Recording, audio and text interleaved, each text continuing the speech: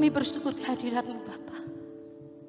Kami telah memuji besarkan nama-Mu Yesus. Kami rindu untuk kami bisa menjadi bejana-Mu Tuhan. Yesus, kami butuh firman-Mu. Haleluya Yesus. Haleluya Yesus.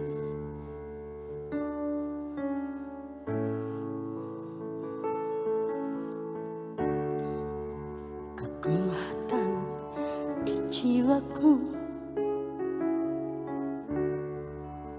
ketenangan di batinku, ada dalam hadirat-Mu, ku menyembah-Mu.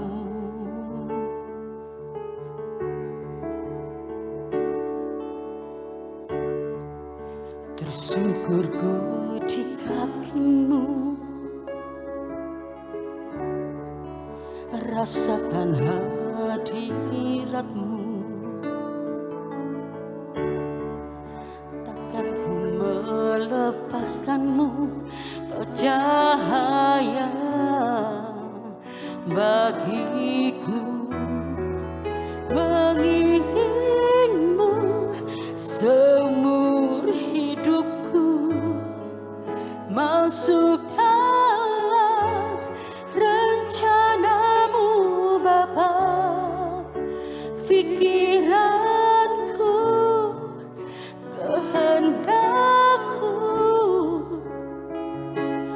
ku serahkan padamu. Harapanku hanya di dalam-Mu. Ku kan teguh bersama-Mu Tuhan. Jadikanku bejana-Mu untuk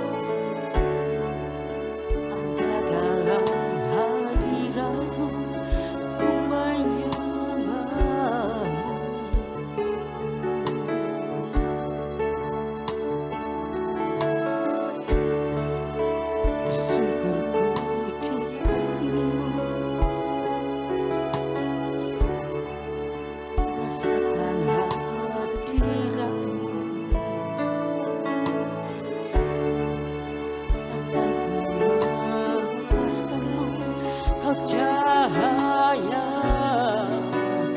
bagiku. Mengiringmu seumur hidupku, masuk dalam rencana-Mu Bapa. Pikiranku, kehendakku, ku serahkan padamu. Harapanku hanya di dalam-Mu. Ku kan teguh bersama-Mu Tuhan. Jadikanku bejana-Mu untuk memuliakan-Mu. Mari kita sembah Tuhan. Kita boleh merasakan apa yang menjadi kehendak Tuhan bagi kita. Tuhan, inilah kami. Jadikan kami berkenan bagi-Mu Bapa. Kalau kita boleh merasakan betapa indahnya Tuhan, betapa indahnya, betapa hebatnya kasih-Nya. Haleluya Yesus. Hanya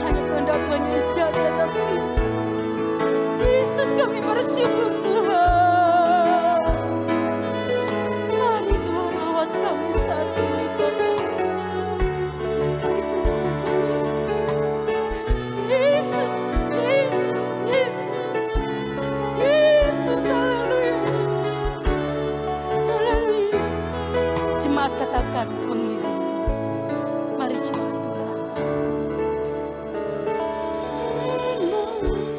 Seumur hidupku kami mau sedangkan Tuhan. Terima kasih Yesus. Lord Jesus. Inilah harapan kami Tuhan.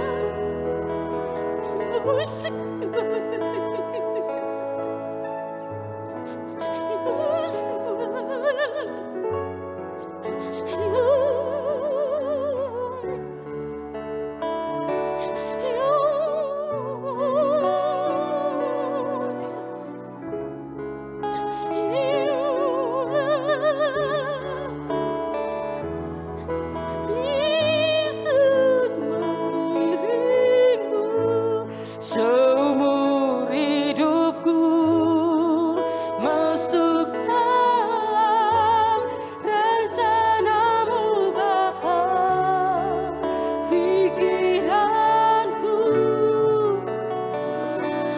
Yesus, kami serahkan di bawah kaki-Mu Tuhan. Haleluya, harapanku hanya di dalam-Mu, bukan takut bersama-Mu Tuhan. Katakan sekali lagi dengan sungguh-sungguh, haleluya. Mengiringmu Yesus, katakan dengan sungguh-sungguh, haleluya Yesus.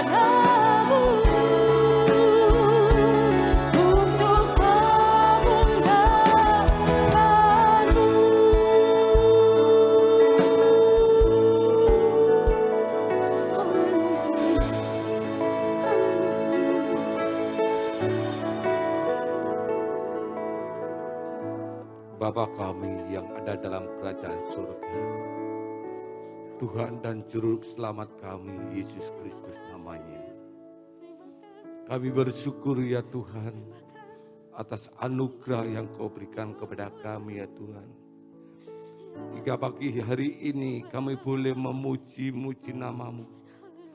Kami boleh membesarkan nama-Mu ya Tuhan. Ini semua karena izin-Mu ya Tuhan. Terima kasih ya Bapa, terima kasih. Engkaulah Allah yang patut kami sembah. Tuhan, Engkaulah Juru Selamat kami, penopang hidup kami ya Tuhan. Kami bersyukur kepadamu ya Tuhan. Kiranya kami pagi hari ini bersama keluarga besar GBDI Jajak boleh beribadah, berbakti, memuji nama-Mu Tuhan. Engkau telah melindungi kami sekian tahun hingga pagi hari ini. Inilah Tuhan ucapan syukur kami ya Tuhan. Tuhan, kami berdoa pada saat-saat yang seperti ini Tuhan. Dunia penuh dengan goncangan Tuhan. Dunia penuh dengan penyakit. Tapi kami percaya kami umat-Mu, kami anak-Mu ya Tuhan. Engkau akan melindungi kami ya Tuhan dari segala penyakit apapun yang ada di dunia ini. Kami percaya Engkau tidak akan meninggalkan kami ya Tuhan Yesus. Haleluya, haleluya. berdoa untuk seluruh sidang jemaat-Mu ini. Lindungi ya Tuhan, mulai dari anak-anak, orang dewasa. Tuhan lindungi ya Tuhan. Jauhkanlah dari sakit penyakit ini. Makasih Tuhan Yesus, terima kasih.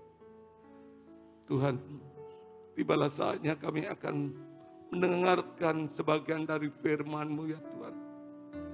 Bukalah hati dan pikiran kami ya Tuhan. Biarlah firman-Mu tertanam dalam lubuk hati kami yang paling dalam. Dan biarlah Tuhan firman-Mu menjadikan pelita hidup kami ya Tuhan. Dan kami akan mengiring Engkau. Terima kasih ya Tuhan, terima kasih. Tuhan lindungi ya Tuhan.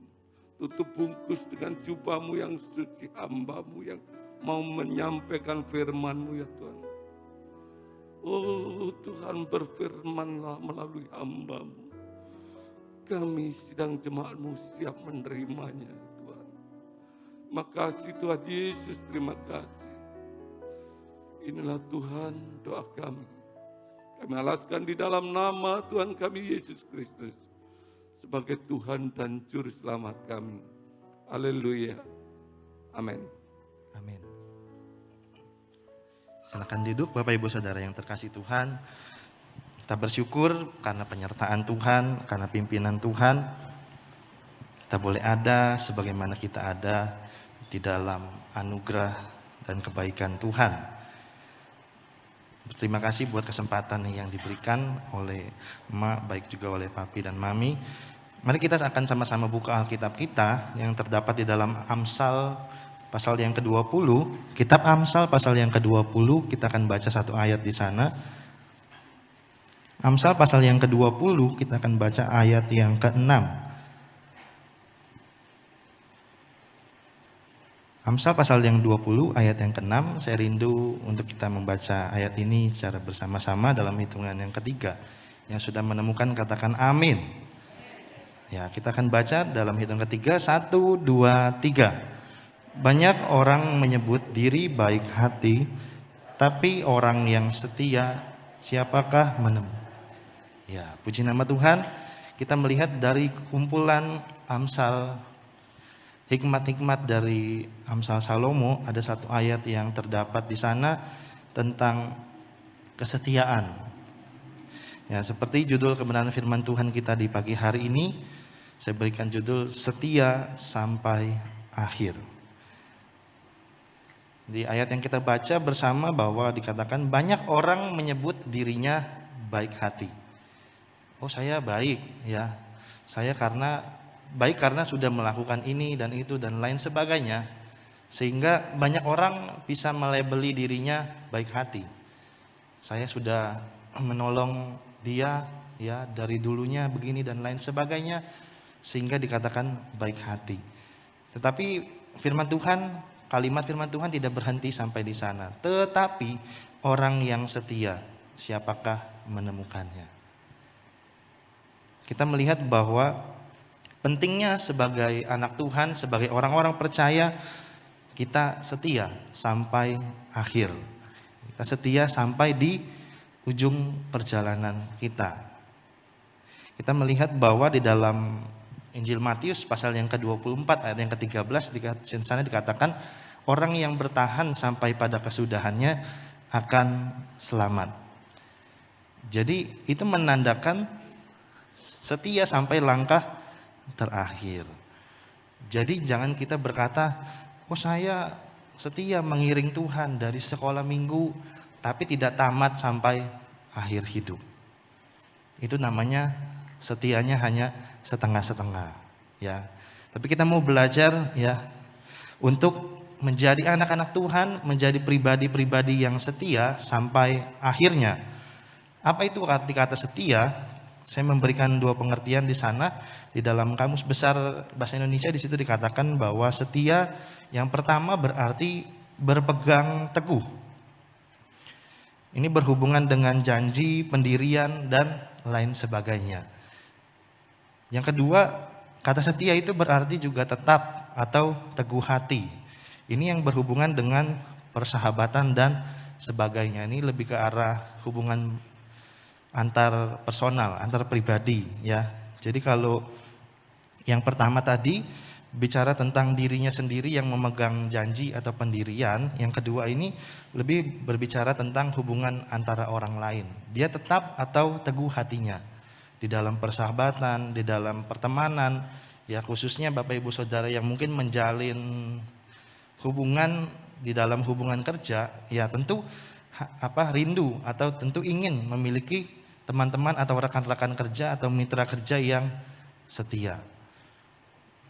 Jadi bisa berjalan bersama. Tapi kita melihat bahwa orang yang setia atau kita dapat melabeli atau menemukan orang tersebut setia tentu ada ujiannya, ya. Gak mungkin tiba-tiba ujuk-ujuk kita baru kenal orang itu, oh dia setia. Gak tahu ya ceritanya, gak tahu latar belakangnya, gak tahu hal-hal apa tentang orang tersebut, lalu kita bisa mengatakan orang tersebut setia. Nggak bisa ya, tentu ada ujiannya. Di sini saya mencatat bahwa ada beberapa ujian kesetiaan. Yang pertama ujian kesetiaan adalah masalah, ya permasalahan, ujian dari kesetiaan. Kita melihat bahwa banyak di antara kita, ya banyak di antara orang-orang yang ada, tentu ya kita menginginkan ketika datangnya masalah, kita menghadapi permasalahan, pengennya masalah ini cepat selesai ya, seperti saya wakili dengan gambar di atas itu ya. Kalau bisa pakai penghapus ya cepat selesai gitu ya. Pengennya masalahnya cepat selesai. Tapi yang sering terjadi ya atau yang banyak terjadi dalam kehidupan kita, masalahnya belum selesai yang satu, udah datang masalah-masalah yang lainnya. Dan hal tersebut atau masalah tersebut datang tanpa diundang ya. Karena tentu di dalam kehidupan kita tidak ada yang ayo masalah yuk datang semua ya, nggak ada ya. Pengennya justru hidup tenang, hidup damai, tidak bermasalah. Tapi yang sering terjadi di dalam kehidupan orang-orang, di kehidupan manusia adalah masalah yang satu belum datang, masalah yang lainnya ya sudah mengantri untuk datang. Sehingga kita melihat kita menanggung masalah seperti orang yang sedang memegang buku ini ya, bertumpuk-tumpuk ya, pengennya seperti gambar yang sebelahnya, pengennya satu tapi cepat selesai. Tapi kenyataannya seringkali bertumpuk-tumpuk dan kita seringkali kewalahan dengan permasalahan. Tapi setelah kita menghadapi permasalahan ya, seperti contoh di dalam Alkitab yaitu tentang tokoh Ayub, kita akan melihat tokoh Ayub. Di sana saya mencatat ada beberapa hal ya atau beberapa permasalahan yang Ayub ini hadapi. Yang pertama yang harus Ayub hadapi adalah harta bendanya hilang. Ya tercatat di dalam Ayub pasal yang pertama ayat 14 sampai 17, harta bendanya hilang. Zaman dulu harta bendanya bukan mobil, bukan motor, benda elektronik, bukan. Ya, tapi zaman dulu harta benda yang dimiliki seseorang, Ayub ini tercatat dalam pasal pertama ayat-ayat awal dikatakan bahwa orang yang sangat kaya di tanah Uz ya, di daerah timur. Kita melihat yang menjadi kekayaan Ayub adalah ternak dan budak-budak yang ada. Harta bendanya hilang ya. Semua yang mungkin dia kumpulkan dari sejak mudanya hilang begitu saja. Ternaknya dirampas, ada yang dirampas sama orang Sheba, ada yang dirampas dengan orang Kasdim, lalu juga ada yang tersambar api dari langit. Dan budak-budaknya yang ada banyak itu pun diserang oleh musuh.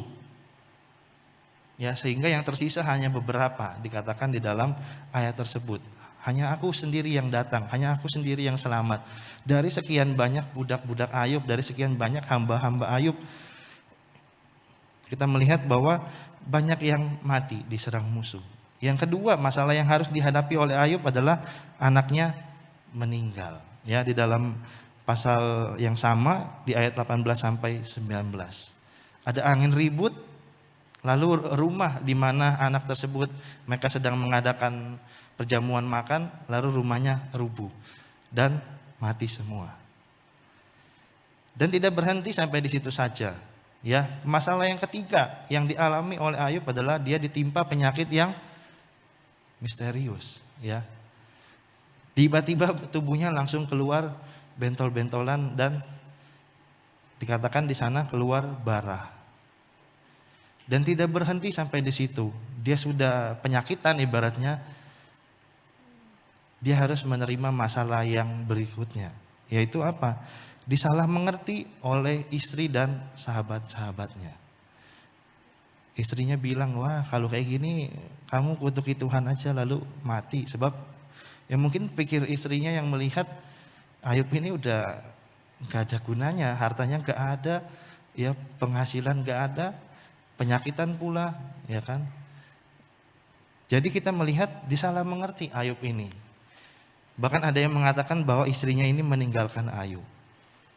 Lalu sahabat-sahabatnya yang datang dari jauh bukan menghibur Ayub, bukan menguatkan Ayub, malah bertanya, Ayub kamu dosa apa sampai penyakitnya sampai sebegini parahnya.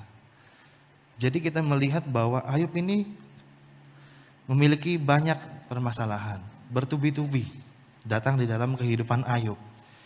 Tapi kita melihat ujian kesetiaan yang pertama adalah permasalahan. Ayub bisa melewati masalah demi masalah yang datang dalam kehidupannya walaupun datang secara bersamaan.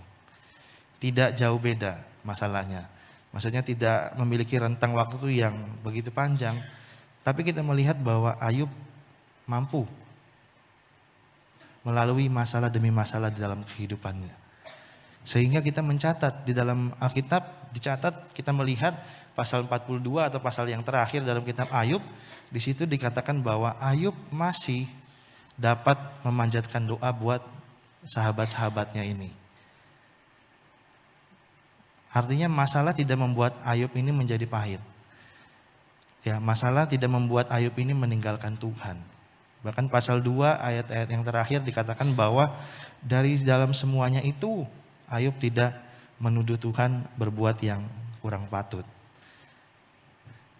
Bahkan Ayub mengatakan kepada istrinya bahwa masa kita cuma mau menerima yang baik dari Tuhan. Tapi saat kita menerima hal-hal yang mungkin tidak mengenakan buat kita, hal-hal yang mungkin tidak membuat hati kita suka hati, masa kita meninggalkan Tuhan. Jadi kita melihat bahwa di dalam kesengsaraan Ayub, di dalam permasalahan Ayub yang bertubi-tubi, Ayub dapat menang dan keluar menjadi pribadi yang setia. Permasalahan akan membuat kita menjadi anak Tuhan yang kuat. Tuhan tidak mengatakan kepada kita untuk masalah ini lalu. Ya, sama seperti doa Tuhan Yesus dalam kitab Yohanes, dia berkata kepada murid-muridnya, aku tidak meminta kepada Bapa supaya mengambil engkau dari bumi, ya artinya bahwa cepat-cepat murid diambil, ya cepat-cepat tinggalin dunia supaya nggak ada masalah, bukan. Ya tapi Tuhan Yesus bilang aku berdoa supaya kamu menjadi satu. Ya jadi kita melihat bahwa permasalahannya tetap ada dan Tuhan tidak menghendaki bahwa ayo cepat-cepat ya dipanggil supaya masalahnya cepat hilang atau tidak mengalami masalah, karena Tuhan mau ya anak-anaknya, mau umatnya menjadi pribadi yang setia.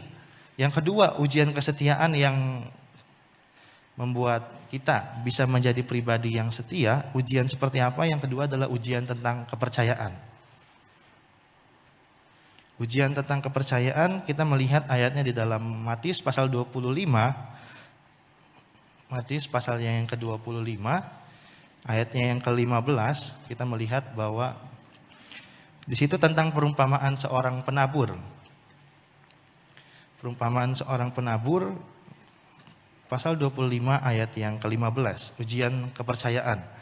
Sebab hal kerajaan surga sama seperti orang yang berpergian ke luar negeri memanggil hamba-hambanya dan mempercayakan hartanya kepada mereka, yang seorang diberikan 5, yang seorang lagi 2, yang seorang lain lagi 1, masing-masing menurut kesanggupannya, lalu ia berangkat. Kita melihat bahwa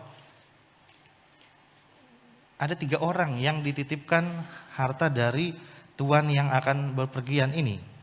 Bukankah kita sama seperti cerita dalam perumpamaan tentang, bukan perumpamaan tentang penabur, tapi perumpamaan tentang talenta ini. Ya bukankah kita sama? Ya kita dengan segala macam harta yang kita miliki, dengan segala macam hal-hal yang Tuhan percayakan kepada kita, itu adalah bentuk ya kepercayaan dari Tuhan. Tuhan Yesus sedang pergi, ya. Nanti dia akan kembali. Dia sedang mempercayakan hartanya, mempercayakan hal-hal yang dititipkan kepada kita semua. Suatu kali nanti, ya, dikatakan di dalam pasal ini, Tuhan ini kembali pulang. Ya, sama seperti kita akan menanti kedatangan Tuhan Yesus datang pada kali yang kedua.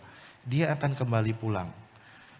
Dan kita melihat yang menjadi ujiannya adalah kepercayaan yang hal-hal yang dipercayakan, ya, harta yang dipercayakan kepada Tuhan.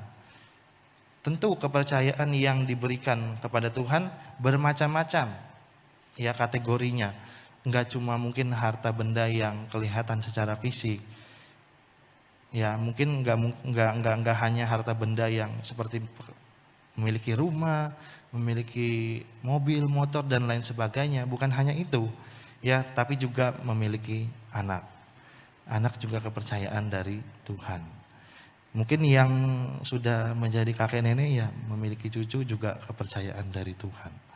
Jadi kita melihat untuk waktu yang sekian lama yang hanya Tuhan yang tahu, dia pergi. Lalu Tuhan ini akan datang untuk melihat bagaimana harta yang dipercayakannya ini seperti apa sih hasilnya. Nah, ini yang menjadi ujian kesetiaannya. Di antara 3 orang ini yang dipercayakan, ya, kita melihat bahwa yang pertama ini, dia sibuk untuk mempergunakan talenta yang Tuhan berikan. Yang kedua, ya, juga sama. Tapi yang ketiga, dia sibuk untuk menyimpan hartanya. Ngapain aku capek-capek? Toh bukan hartaku. Toh juga dikatakan bahwa Tuhan ini kejam, ya, menuai di tempat di mana dia tidak menabur dan lain sebagainya. Kalau gitu ya mending aku kubur aja. Toh nanti kalau aku pakai, aku usahain, tahu rugi, aku harus kena getahnya dan lain sebagainya. Dia mengubur talenta yang diberikan oleh Tuhan. Sampai suatu ketika di mana tuannya ini balik, dan kita melihat bahwa ada yang harus dipertanggungjawabkan. Inilah ujian kesetiaan yang kedua tentang kepercayaan. Ya, hamba yang memiliki atau yang diberikan 5 talenta itu, ya, tuannya bersukacita karena dikerjakan. Begitu juga hamba yang memiliki 2 talentanya ini, tuannya juga bersukacita karena juga dikerjakan. Yang 5 menghasilkan 5 lagi, yang 2 menghasilkan 2 lagi. Ya, berkelipatan. Sehingga tuannya ini berkata di dalam Matius 25 ayat yang ke-21, maka kata tuannya itu kepadanya, baik sekali perbuatanmu itu, hai hambaku yang baik dan setia. Ya, dikatakan baik dan setia. Karena apa? Karena engkau telah setia dalam perkara yang kecil, aku akan memberikan kepadamu tanggung jawab dalam perkara yang besar. Masuklah dan turutlah dalam kebahagiaan Tuhanmu. Kita melihat untuk kedua orang ini, ya, tuannya ini berkata seperti ini. Memang ada yang di ayat 21, ada juga yang di ayat 23, tapi intinya sama, tentang masuk ke dalam kebahagiaan bersama dengan tuannya karena sudah mengerjakan kepercayaan yang diberikan. Tapi berbeda dengan satu orang yang tadi itu, yang tadi kita lihat sedang mengubur talentanya, yang tadi kita melihat bahwa tidak mau mengambil resiko, tidak mau mempergunakan, tidak mau memakai, tidak mau memaksimalkan apa yang Tuhan berikan. Ya, untuk hamba yang satu ini, tuannya harus berkata, ya, dan campakkanlah hamba yang tidak berguna itu di dalam kegelapan yang paling gelap. Di sanalah akan terdapat ratap dan kertak gigi. Jadi tuannya ini bukan seperti gambar yang tadi, ya, dia bersukacita melihat kedua hamba tadi yang 5 talenta dan 2 talenta. Untuk yang 1 talenta ini tuannya malah berkata, ya, kepada algojo-algojonya, tangkap, ya, hamba itu, campakkanlah ke tempat atau kegelapan yang paling gelap. Di sanalah akan terdapat ratap dan kertak gigi. Nah, kita melihat bahwa ujian kesetiaan yaitu kepercayaan yang Tuhan beri. Mungkin gak usah yang besar-besar, ya, nafas kehidupan yang Tuhan berikan kepada kita semua, ya, tentu yang di sini yang datang pada hari ini semuanya bernafas, ya. Itu semua adalah kepercayaan dari Tuhan. Tidak ada yang datang di tempat ini sedang membawa tabung oksigen gitu ya. Maksudnya nafasnya terganggu, tidak ada ya. Semua dapat bernafas dengan baik, itu kepercayaan dari Tuhan. Tinggal nanti waktunya Tuhan akan datang dan menanyakan kepercayaan yang sudah Tuhan beri sama kita. Jadi kata firman Tuhan, yang diberi banyak akan juga dituntut banyak. Jadi kalau yang mobilnya banyak, yang motornya banyak, yang rumahnya banyak, tentu beda ya pertanggungjawabannya dengan yang cuma punya rumah satu ya. Jadi semakin banyak dipercayakan, semakin banyak dituntut pertanggungjawaban ya. Sama seperti orang yang mau berpergian ke luar negeri ya, kalau hartanya banyak semua harus dicatat ya. Dicatat di kantor imigrasi gitu kan, punya harta apa-apa segala macam. Barangkali orang tersebut terbang lalu nggak pulang ya. Maksudnya tidak kembali, hartanya semua tercatat. Nah, jadi sama seperti kita ya, seberapa banyak, seberapa hal-hal yang Tuhan percayakan kepada kita, tentu kita yang mengetahui semuanya. Jadi itulah ujian kesetiaan yang kedua, tentang kepercayaan. Lalu yang ketiga, ujian kesetiaan tentang waktu. Orang dapat dikatakan setia ketika waktu berbicara. Pernikahan baru 1 bulan bisa dikatakan setia? Belum tentu. 1 tahun? Belum tentu. Ya, tapi sudah bertahun-tahun, mungkin ada yang ulang tahun pernikahan sudah 25 tahun, ada yang ulang tahun emas 50 tahun. Orang-orang yang melihatnya baru akan berkata dia pasangan yang setia. Jadi bahkan sampai akhir kehidupan tetap setia. Jadi kita melihat bahwa kesetiaan diuji melalui waktu. Suatu ketika Raja Saul di dalam 1 Samuel pasal yang ke-13, dia sedang menghadapi musuh. Dia sedang menghadapi musuh dan kita melihat bahwa ayat itu mengatakan ia menunggu 7 hari lamanya sampai waktu yang ditentukan oleh Samuel, oleh Nabi Samuel ini. Tetapi ketika Samuel tidak kunjung datang ke Gilgal, mulailah rakyat itu berserak-serak meninggalkan dia. Sebab itu Saul berkata, bawalah kepadaku korban bakaran dan korban keselamatan itu. Lalu ia mempersembahkan korban bakaran.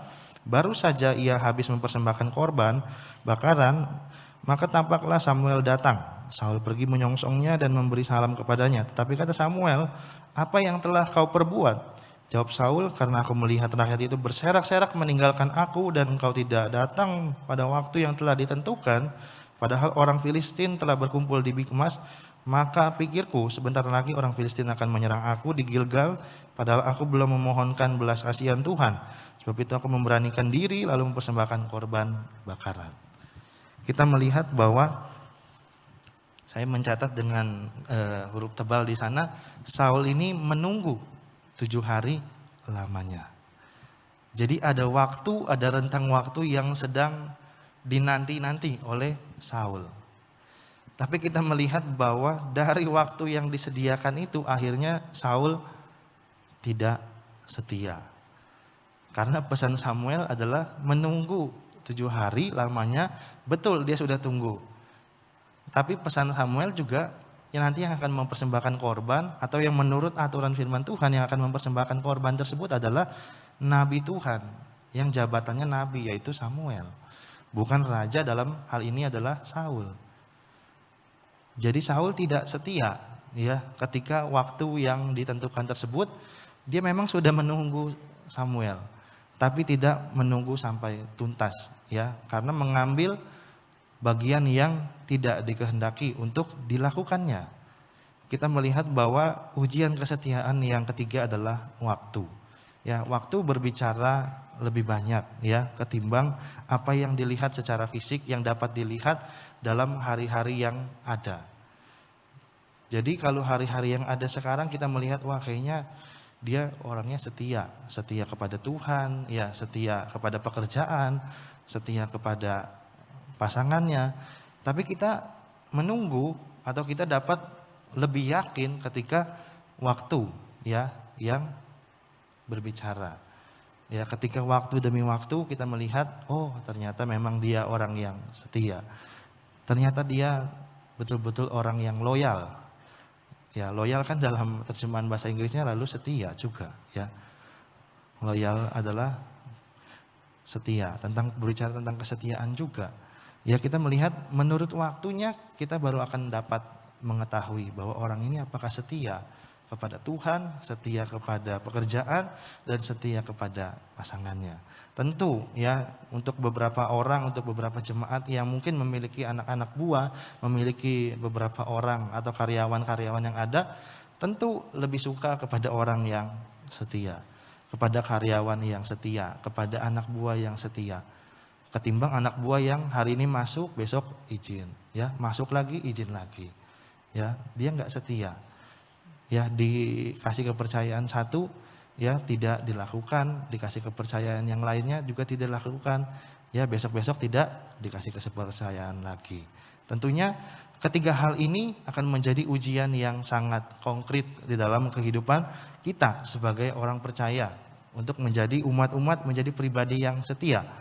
Nah, yang menjadi pertanyaannya adalah mengapa kita perlu setia sampai akhir?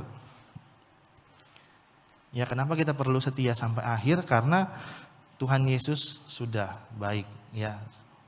Karena Tuhan Yesus sungguh baik di dalam kehidupan kita. Apa ayatnya? Kita melihat di dalam Filipi pasal yang kedua, Tuhan Yesus sudah baik. Tuhan Yesus sungguh baik dalam kehidupan kita. Jadi itulah alasannya. Saya hanya menulis satu alasan di sini. Karena ini adalah alasan yang utama, alasan yang pertama dan terutama, Tuhan Yesus sungguh baik. Filipi pasal 2 ayat yang ke-6 sampai ayat yang ke-8, ayat tersebut mengatakan bahwa yang walaupun dalam rupa Allah tidak menganggap kesetaraan dengan Allah itu sebagai milik yang harus dipertahankan, melainkan telah mengosongkan dirinya sendiri dan mengambil rupa seorang hamba dan menjadi sama dengan manusia. Dan dalam keadaannya sebagai manusia, ia telah merendahkan dirinya bahkan dan taat sampai mati, bahkan sampai mati di kayu salib. Kita melihat bahwa Tuhan Yesus sungguh baik, ya. Mengapa kita perlu setia? Karena Tuhan Yesus yang memanggil kita, Tuhan Yesus yang menciptakan kita, Tuhan Yesus yang memelihara kita sungguh amat baik. Yang walaupun dia dalam rupa Allah, ya, dia harus mengosongkan dirinya, ya. Harus mengosongkan dirinya, meninggalkan kerupaannya, meninggalkan kesetaraannya untuk menjadi manusia. Bahkan menjadi hamba yang menjadi taat sampai mati di kayu salib. Juga dikatakan dalam Roma 8 ayat yang 38 sampai 39, sebab aku yakin bahwa baik maut maupun hidup, baik malaikat-malaikat maupun pemerintah-pemerintah, baik yang ada sekarang maupun yang akan datang, kuasa-kuasa yang di atas maupun di bawah, atau suatu makhluk lain tidak akan dapat memisahkan kita dari kasih Allah yang ada dalam Kristus Yesus Tuhan kita. Jadi kita melihat bahwa kita mau sebut apapun, ya. Ayat ini dikatakan bahwa maut, hidup, malaikat Tuhan, pemerintah-pemerintah, ya, kuasa yang di atas, kuasa yang di bawah dan lain sebagainya. Ayat ini mengatakan bahwa tidak ada yang dapat memisahkan kita dari kasih Allah. Lalu kok ada orang meninggalkan Tuhan? Yaitu dia sendiri yang keluar dari kasih Tuhan. Ya, jadi bukan kasih Tuhan dipisahkan dari orang tersebut, bukan, tapi dia sendiri yang keluar dari genggaman tangan kasihnya. Jadi mereka yang meninggalkan Tuhan adalah mereka yang keluar sendiri. Ya, padahal Tuhan sudah melukis, ya, nama kita, melukis wajah kita di telapak tangannya. Mengingat, kita nggak perlu tanya, loh kalau gitu tangan Tuhan apa cukup ya? Namanya banyak, ya, namaku panjang dan lain sebagainya. Nggak usah, kita nggak perlu tanya yang begitu, ya. Yang pasti Tuhan mengukir nama kita di telapak tangannya. Jadi orang-orang yang meninggalkan Tuhan, orang-orang yang akhirnya ya menghujat Tuhan adalah mereka yang keluar sendiri dari genggaman tangan Tuhan. Nah, karena mengapa kita setia? Karena Tuhan Yesus sudah baik. Ya, ada pujian yang berkata bahwa terlalu banyak yang sudah Tuhan beri, takkan bisa kubalas. Jadi dengan segala macam atau dengan banyaknya pertolongan Tuhan, kebaikan Tuhan yang mungkin kita mau list satu persatu atau mungkin kita mau sebut satu persatu, mungkin nggak akan cukup, ya, untuk disebutkan. Jadi itu menjadi alasan yang sangat kuat kenapa kita harus setia. Lalu ya, jadi orang-orang yang setia tentu ada upah kesetiaan. Tentu ada yang menjadi upah dari orang-orang yang setia. Tentu Bapak Ibu Saudara yang memiliki karyawan, memiliki anak buah, tentu ya bukan berarti pilih kasih, bukan. Tapi karena dia menunjukkan kualitas yang setia, tentu ada suatu pendekatan yang berbeda. Ya, tentu ada sesuatu yang reward yang berbeda dari orang yang tidak setia. Ya, jadi upah kesetiaan yang kita akan terima jika kita menjadi pribadi-pribadi yang setia didapati Tuhan adalah yang pertama, Tuhan akan membawa kita next level. Tuhan akan membawa kita kepada level yang selanjutnya. Contohnya adalah Daud. Ya, contohnya adalah Daud. Di dalam Lukas 16 ayat yang ke-10, ayat tersebut mengatakan bahwa barang siapa setia dalam perkara kecil, ia setia juga dalam perkara besar. Barang siapa tidak benar dalam perkara kecil, ia tidak benar juga dalam perkara-perkara yang besar. Daud ini kita mengenal ya bahwa Daud ini adalah seorang penggembala domba. Ya, di dalam 1 Samuel 16 ayat yang ke-11 dikatakan bahwa ketika Nabi Samuel ini datang hendak mengurapi salah satu anak Isai yang mau menjadi raja, ya Daud itu tidak ada di sana, tidak ada di ruangan di tempat di mana Nabi Samuel ini mau mengurapi seseorang untuk menjadi raja. Lalu Nabi Samuel ini berkata kepada papanya, "Loh, anakmu tinggal segini atau cuma segini?" "Enggak sih, sebenarnya masih ada satu." "Di mana?" "Ya masih ada di padang, lagi gembalakan domba." Ya, lebih menggembalakan kambing domba. Nah, kita melihat bahwa setelah itu di dalam 1 Samuel 17 ayat yang ke-28 dikatakan bahwa dombanya itu hanya 2-3 ekor. Ya, 2 dan 3 ekor. Bukan bukan satu kumpulan yang besar gitu ya. Bukan mungkin kawanan yang besar sehingga Daud harus berlelah-lelah untuk menjaga domba tersebut, ya, tapi hanya 2-3 ekor. Ya, kepercayaannya yang diberikan hanya 2 atau 3 ekor. Kita melihat bahwa kumpulan domba yang sangat kecil, ya, kumpulan domba yang mungkin bukan sesuatu yang menarik untuk dijaga, ya. Kalau mungkin kumpulannya banyak, ya, domba-dombanya gemuk, ya, mungkin senang ya gembalanya untuk menjaganya. Tapi kita melihat Daud ini setia dari perkara yang kecil, hanya 2-3 ekor. Udah gitu dimarahin lagi sama kakaknya waktu datang. Padahal mau dibawakan bekal. "Kamu ngapain ke sini? Kambing domba 2-3 ekor kamu tinggalin." Ya. Kita melihat bahwa tapi Daud tetap setia. Sampai akhirnya sampai waktu Tuhan datang ya untuk Daud, dan Daud ini diurapi menjadi seorang raja. Tuhan berkata kepada Nabi Samuel, "Bangkitlah, urapilah dia, sebab inilah dia." Ya, inilah Daud, inilah dia pribadi yang setia. Dari sekian banyak anak Isai yang mungkin perawakannya tinggi, ada yang jadi tentara kan, tentara Saul. Wah, Samuel sempat tertipu. Samuel bilang, "Wah, kayaknya ini nih cocok jadi raja, gagah, berwibawa, ya. Mungkin perawakannya dan lain sebagainya mendukung." Tapi kata Tuhan, bukan yang itu. Tapi ketika Daud dipanggil, Tuhan berkata, "Sebab inilah dia, ya, bangkit, urapi anak ini, sebab inilah dia." Pribadi yang setia. Lalu Samuel mengambil tabung tanduk, ya, dan mengurapi Daud menjadi seorang raja. Lalu dikatakan di dalam Kisah Para Rasul pasal 13 ayat yang ke-22, ya, kita Perjanjian Baru juga masih menuliskan tentang pribadi Daud ini. Apa yang dituliskan oleh tentang pribadi Daud ini? Kisah Para Rasul 13 ayat yang ke-22. Tuhan mengatakan bahwa "Aku telah mendapat Daud bin Isai, seorang yang berkenan di hatiku dan yang melakukan segala kehendakku." Kita melihat bahwa Tuhan mengatakan setelah Saul disingkirkan ya dari tahtanya, setelah Saul ini ditolak. Tadi kita lihat tentang ujian tentang waktu 1 Samuel 13 itu merupakan saat di mana Saul ditolak menjadi raja karena tidak ya didapati setia.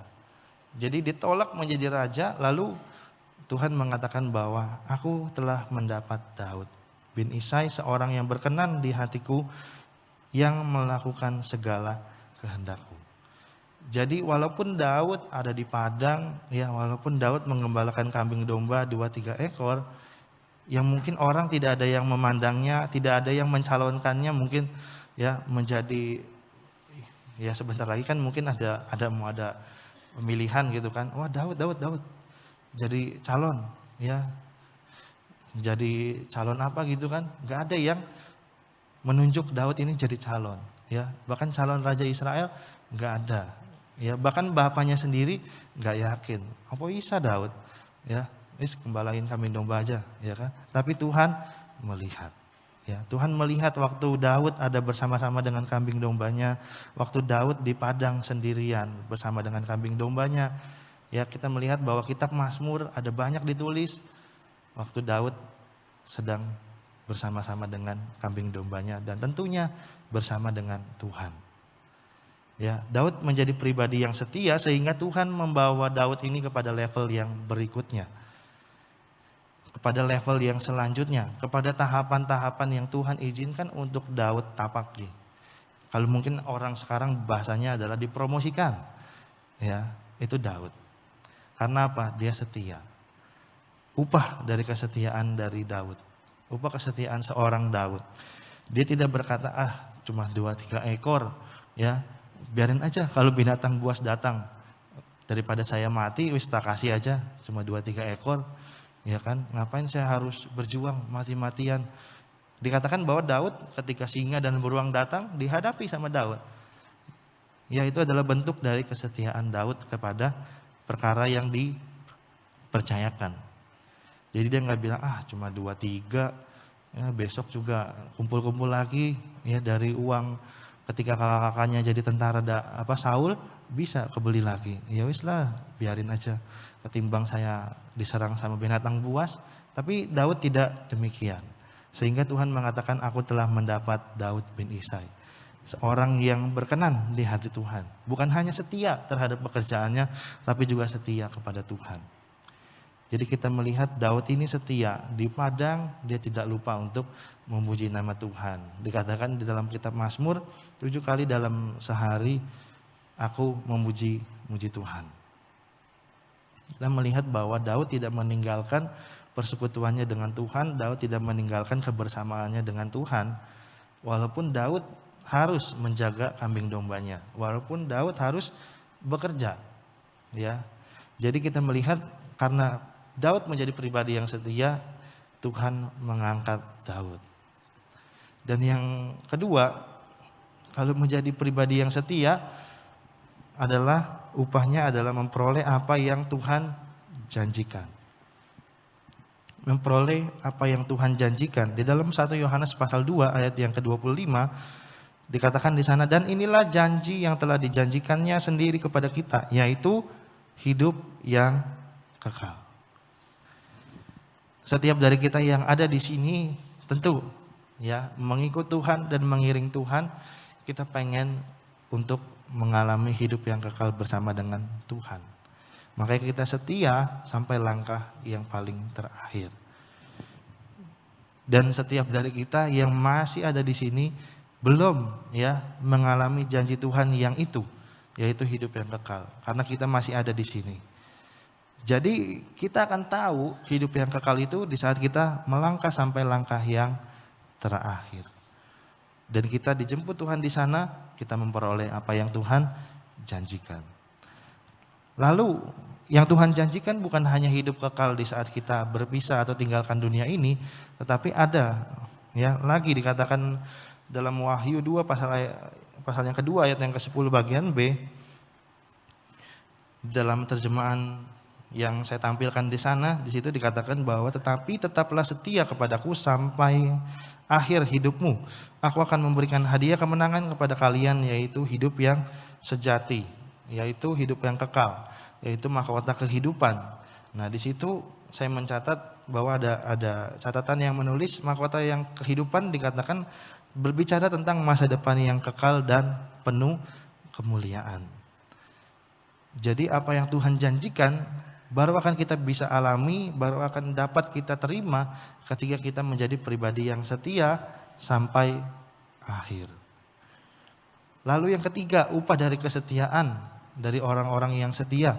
Upahnya adalah keturunannya diberkati. Firman Tuhan yang mencatat sendiri di dalam Amsal pasal yang ke-20 ayat yang ke-7. Tadi ayat pertama kita Amsal 20 ayat yang ke-6. Lalu ayat yang ke-7, ya ayat setelah ayat yang ke-6, ya setelah Tuhan menemukan orang yang setia, ya kan dikatakan bahwa siapa yang menemukan orang yang setia tersebut. Nah, setelah Tuhan menemukan orang yang setia, di situ dikatakan bahwa orang yang seperti itu, ya orang yang benar bersih kelakuannya, berbahagialah keturunannya. Tapi dalam terjemahan yang lain, ya dalam terjemahan bahasa Inggris yang saya artikan, di situ tertulis orang benar yang berjalan dalam integritas dan menjalani kehidupan sesuai dengan kepercayaannya yang saleh, betapa diberkatinya, bahagia dan aman secara rohani anak-anaknya setelah dia. Jadi kita melihat ada 3 upah kesetiaan kalau kita menjadi pribadi yang setia sampai akhir. Kita memperoleh yang Tuhan janjikan, kita Tuhan bawa kepada pengalaman-pengalaman yang lebih lagi di dalam Tuhan, baik di dalam usaha dan pekerjaan kita, mungkin di dalam karir dan lain sebagainya. Tuhan akan bawa kita ke next level.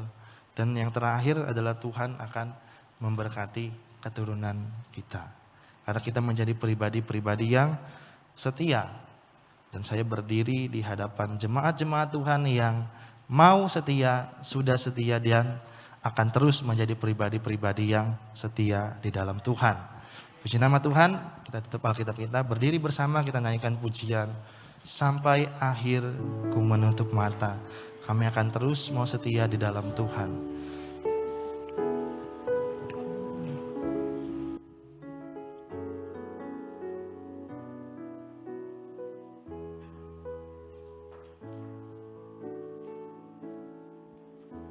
Seperti wanita mengurapimu, menangis di dalam kakimu. Demikian hidupku mengasihimu, Yesus Engkau. Kita katakan pujian ini dari awal, seperti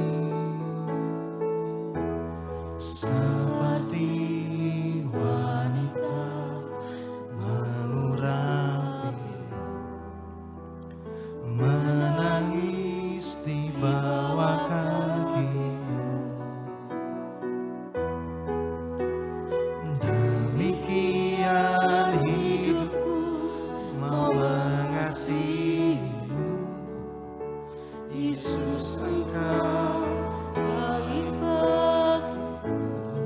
baik bagiku. Sampai akhir ku menutup mata, ku tetap setia menanti janjimu, sampai ku dapatkan mahkota kehidupanku. Ku tetap setia melayakan sampai akhir.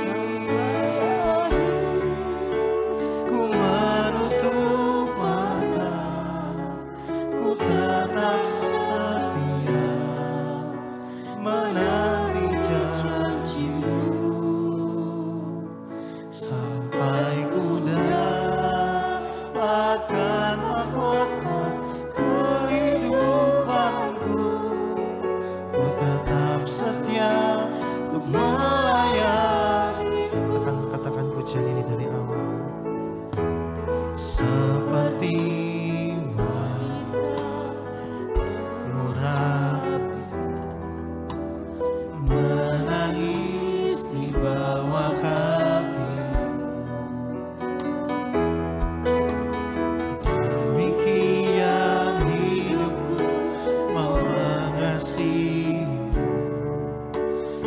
Yesus Engkau. Lagi katakan seperti wanita, seperti mengurapi, menangis di bawah kaki.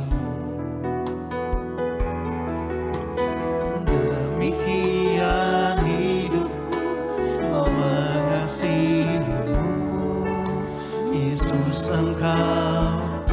Sama-sama kita katakan sampai akhir, sampai akhir.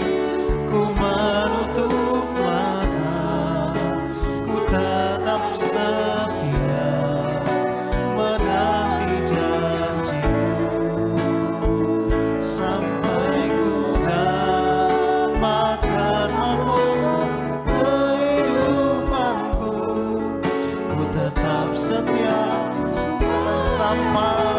Kami bersyukur Tuhan di pagi hari ini. Kalau kami boleh kembali mendengar firman-Mu Tuhan.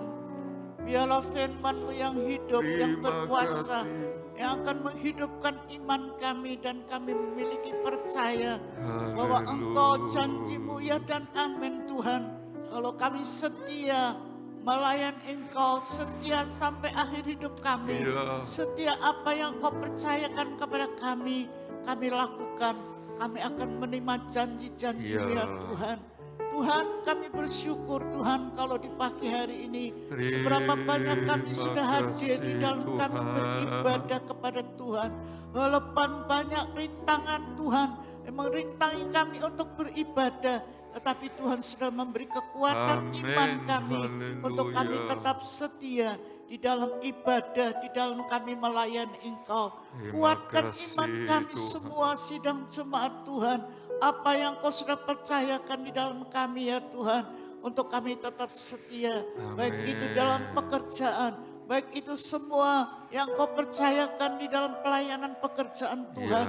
Kami tetap mengasihi Engkau, setia sampai akhir hidup kami. Kami akan mendapat upah yang kekal untuk selama-lamanya. Baik di dunia ini Tuhan, kami akan menerima upah untuk keluarga, famili kami semua. Tuhan, Engkau berkati ya Tuhan. Terima kasih Tuhan, Engkau kuatkan iman kami supaya kami sanggup untuk melakukan firman-Mu, untuk kami taat firman-Mu, sehingga kami boleh menerima janji-janji firman-Mu ya Tuhan. Terima kasih Tuhan, terima kasih buat kasih-Mu yang Kau sudah mengasihi kami, sehingga pada pagi hari ini kami boleh kembali mendengar firman-Mu, sehingga kami boleh tetap iman kami, kasih kami kepada Tuhan, untuk kami setia dengan perkara yang kecil. Engkau juga akan mempercayakan perkara yang besar kepada kami semuanya ya Tuhan. Terima kasih Tuhan, biarlah firman-Mu Kau meteraikan dalam setiap hati kami, dan doa kami mohonnya di dalam nama Tuhan Yesus Kristus kami berdoa. Sampai akhir ku menutup mata.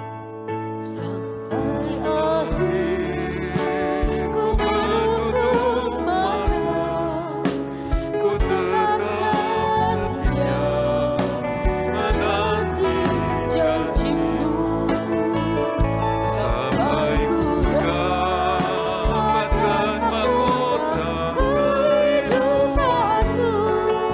Ku tetap setia sampai akhir, ku menutup mata.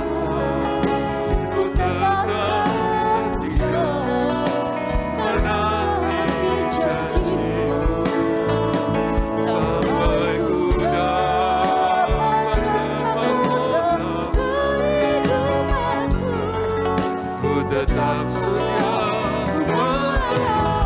Betapa hati kami bersyukur buat hadir-Mu di tengah-tengah kami, buat firman Allah yang sudah kami dengar. Roh Kudus, tolong kami, biar kami boleh tetap bahkan semakin mengasihi Engkau, tetap setia sampai akhirnya. Terima kasih Tuhan, berkat-Mu atas semua kami yang ada pagi ini, dengan berkat-berkat yang lengkap, Kami juga berdoa buat teman-teman seiman yang sedang sakit.